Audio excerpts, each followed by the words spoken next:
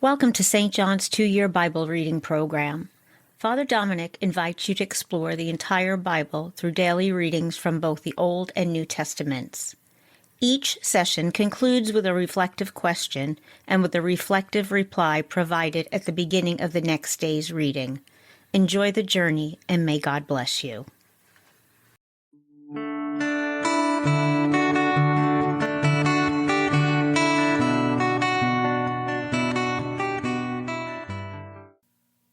How can we observe God's majesty and strength shining through in our daily lives? In Psalm 93, God's majesty and strength are vividly described, and we can see these qualities in our everyday lives by paying attention to the world around us. Nature provides a powerful reflection of God's power. The magnificence of mountains, the vastness of the ocean, and the beauty of a sunrise remind us of His creativity and authority. Additionally, we can observe God's majesty in acts of kindness, love, and justice within our communities. By cultivating a grateful heart, we can recognize His hand in our experiences, both joyful and challenging. Ultimately, we need to maintain a regular practice of worship through prayer and reflection, which helps us recognize God's presence and strength actively at work in our lives. How does Paul's journey to Caesarea represent the spread of the gospel beyond Jerusalem? Paul's journey to Caesarea demonstrates the spread of the gospel beyond Jerusalem. After facing threats in Jerusalem, Paul is safely transferred to Caesarea, showing how God often uses challenges to further His mission. This event marks a significant milestone for the early church, as Caesarea was a major city in the Roman Empire, offering a strong foundation for the church. Paul's presence there creates opportunities to connect with Roman officials and Gentiles, helping to spread Christ's message to all people. It reminds us that sometimes our paths lead to unexpected places where we can reach many people through our faith. Day 372, a reading from the book of Psalms, chapter 94. Lord, avenging God, shine forth.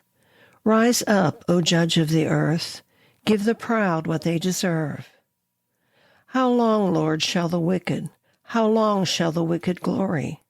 How long will they mouth haughty speeches, go on boasting, all these evildoers? They crush your people, Lord, torment your very own. They kill the widow and alien, the orphan they murder. They say, the Lord does not see. The God of Jacob takes no notice. Understand, you stupid people, you fools. When will you be wise? Does the one who shaped the ear not hear? The one who formed the eye not see? Does the one who guides nations not rebuke? The one who teaches man not have knowledge? The Lord knows the plans of man. They are like a fleeting breath.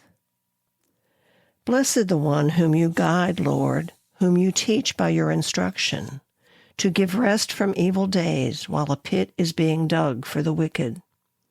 For the Lord will not forsake His people, nor abandon His inheritance. Judgment shall again be just, and all the upright of heart will follow it. Who will rise up for me against the wicked? Who will stand up for me against evildoers? If the Lord were not my help, I would long have been silent in the grave. When I say my foot is slipping, your mercy, Lord, holds me up. When care increases within me, your comfort gives me joy. Can unjust judges be your allies, those who create burdens by decree, those who conspire against the just and condemn the innocent to death? No, the Lord is my secure height, my God, my rock of refuge, who will turn back their evil upon them and destroy them for their wickedness. Surely the Lord our God will destroy them.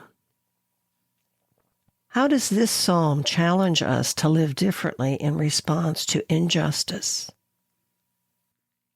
Day 372, a reading from the Acts of the Apostles, chapter 24.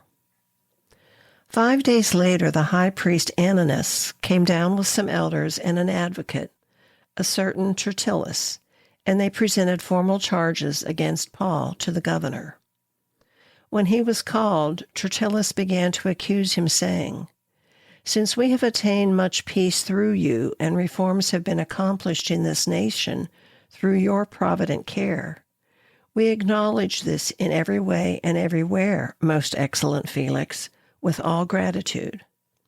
But in order not to detain you further, I ask you to give us brief hearing with your customary graciousness. We found this man to be a pest. He creates dissension among Jews all over the world and is a ringleader of the sect of the Nazarenes.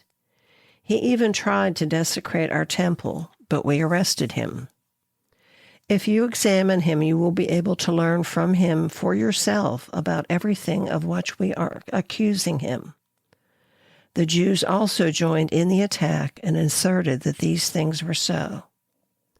Then the governor motioned to him to speak, and Paul replied, "I know that you have been a judge over this nation for many years, and so I am pleased to make my defense before you. As you can verify, not more than 12 days have passed since I went up to Jerusalem to worship. Neither in the temple nor in the synagogues, nor anywhere in the city did they find me arguing with anyone or instigating a riot among the people. Nor can they prove to you the accusations they are now making against me. But this I do admit to you, that according to the way, which they call a sect, I worship the God of our ancestors, and I believe everything that is in accordance with the law and written in the prophets. I have the same hope in God as they themselves have, that there will be a resurrection of the righteous and the unrighteous. Because of this, I always strive to keep my conscience clear before God and man. After many years, I came to bring alms for my nation and offerings. While I was so engaged, they found me, after my purification, in the temple without a crowd or disturbance. But some Jews from the province of Asia, who should be here before you to make whatever accusations they might have against me, or let these men themselves state what crime they discovered when I stood before the Sanhedrin, unless it was my one outcry as I stood among them that I am on trial before you today for the resurrection of the dead. Then Felix, who was accurately informed about the way, postponed the trial, saying, "When Lysias the commander comes down, I shall decide your case." He gave orders to the centurion that he should be kept in custody, but have some liberty, and that he should not prevent any of his friends from caring for his needs. Several days later, Felix came with his wife Drusilla, who was Jewish. He had Paul summoned and listened to him speak about faith in Christ Jesus. But as he spoke about righteousness and self-restraint and the coming judgment, Felix became frightened and said, "You may go for now. When I find an opportunity, I shall summon you again." At the same time, he hoped that a bride would be offered him by Paul, and so he sent for him very often and conversed with him. 2 years passed, and Felix was succeeded by Porcius Festus. Wishing to ingratiate himself with the Jews, Felix left Paul in prison. How does Paul's defense before Felix demonstrate the importance of personal integrity?